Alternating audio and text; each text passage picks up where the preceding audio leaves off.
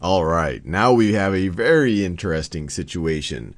On both sides of the scale, we have our mystery mass, and now I'm calling the mystery mass having a mass of y, just to show you that it doesn't always have to be x. It can be any symbol as long as you can keep track of that symbol. But all of these have the same mass, that's why I wrote y on all of them. And we also have the little 1 kilogram boxes on both sides of this scale. So the first thing I want to do, we're going to go step by step and try to figure out what this mystery mass is. But the first thing I want to do is have you think about whether you can represent this algebraically, whether with a little bit of mathematic symbolry, you can represent what's going on in this scale. Over here I have 3 y's and 3 of these boxes, and their total mass is equal to this 1 y, and I think I have about, let's see, I have 7 boxes right over here. So I'll give you a few seconds to do that. So let's think about the total mass over here. We have 3 boxes of mass y. So they're going to have a mass of 3y.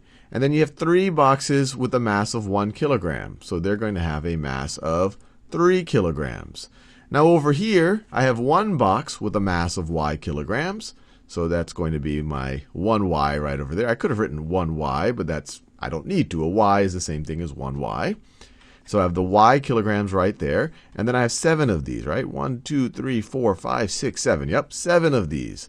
So I have y plus 7 kilograms on the right-hand side. And once again, it's balanced. The scale is balanced. This total mass is equal to this total mass. So we can write an equal sign right over there. So that's a good starting point. We were able to represent this situation, this real life situation. You know, back in the day when people actually had to figure out the mass of things, if you were to go to the jewelry store or whatever, they actually did have problems like this. But we were able to represent it mathematically.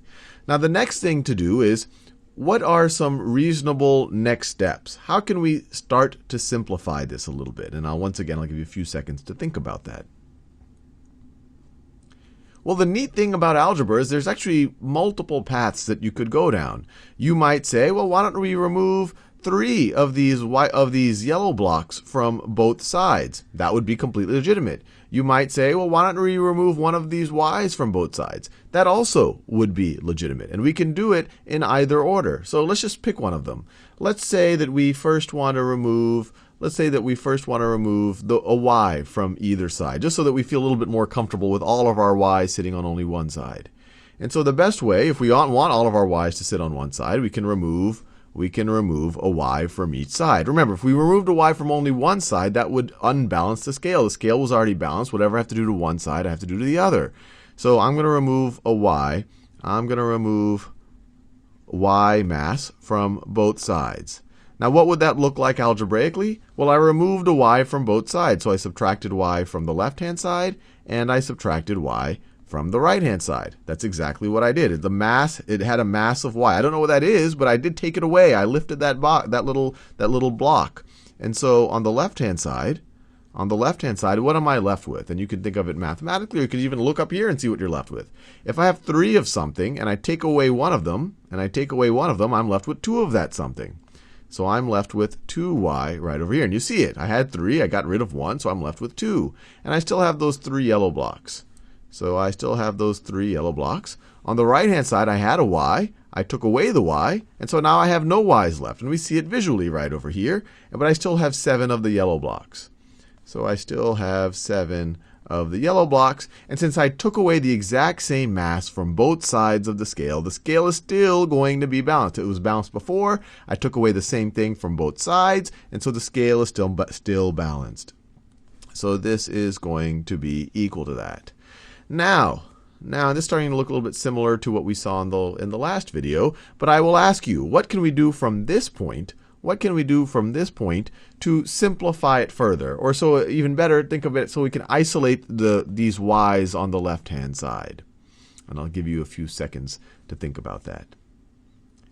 Well, if we want to isolate these y's on the left-hand side, these 2 y's, the best way is to get rid of these 3 blocks. So why don't we do that? Let's take 3 blocks from this side, but we can't just take it from that side if we want to keep it balanced. We have to do it to this side too. We got to take away 3 blocks. So we're subtracting 3 from that side and subtracting 3 from the right side. So on the left-hand side,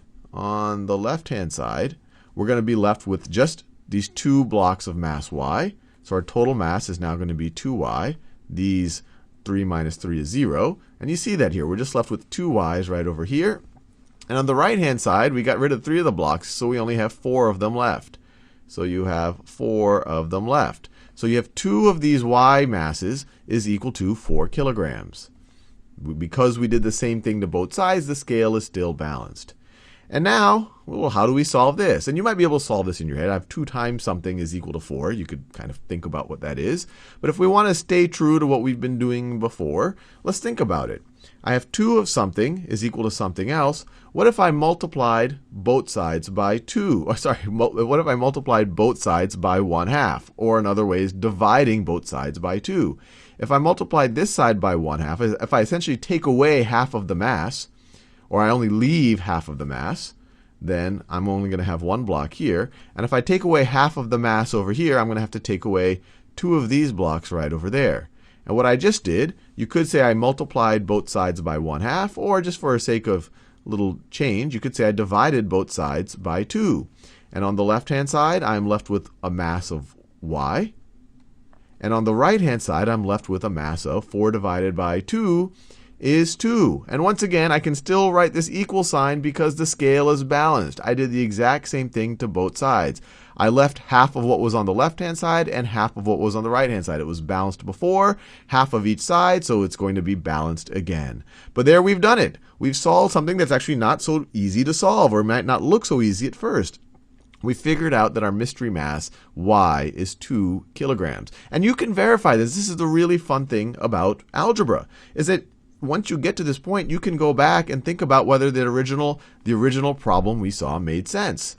Let's do that. Let's think about whether the original problem made sense. And to do that, I want you to calculate, now that we know what the mass y is, it's 2 kilograms, what was the total mass on each side?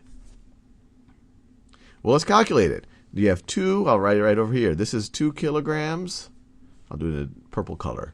So this is a 2. This is a 2, this is a 2, so we had 6 kilograms plus these 3. You had 9 kilograms on the left-hand side. And on the right-hand side, I had these 7 plus 2 here. 7 plus 2 is 9 kilograms. That's why it was balanced. Our mystery mass, we had 9 kilograms total on both sides.